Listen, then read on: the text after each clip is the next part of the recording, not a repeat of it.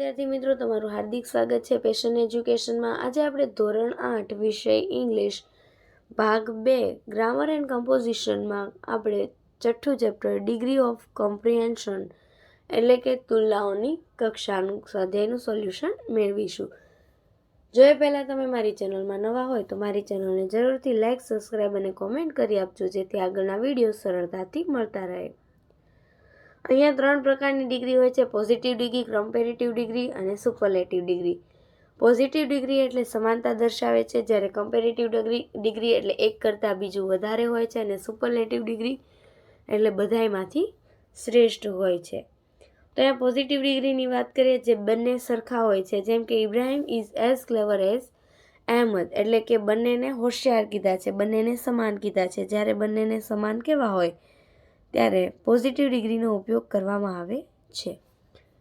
ત્યાર પછી comparative degree, જેમાં બીજા કરતાં એકને વધારે સારું કીધું હોય, જેમ કે અપૂર્વ ઇઝ ટોલર ધેન આનંદ, અપૂર્વ આનંદ કરતાં ઊંચો છે। અહીંયા તમારે અત્યારે 2 જ ડિગ્રી શીખવાની છે, પોઝિટિવ ડિગ્રી અને કમ્પેરેટિવ ડિગ્રી। તેના અહીંયા તમને કેટલાક એક્શન વર્ડ આપેલા છે, જે તમે જોઈ શકો છો। ત્યાર પછી છે એક્સરસાઇઝ। તમારે અહીંયા પોઝિટિવ ડિગ્રી વડે એક્સરસાઇઝ લખવાની છે।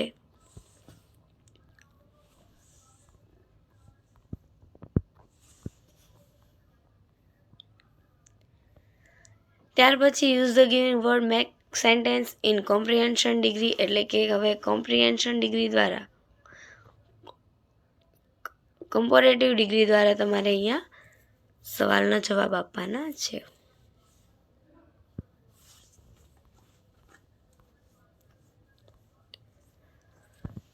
ત્યાર પછી ત્રીજો પ્રશ્ન છે, જેમાં તમારે બંને ડિગ્રીઓ એઝ અને ER ધેન વડે વાક્યનો ઉપયોગ કરી વાક્ય લખવાના છે।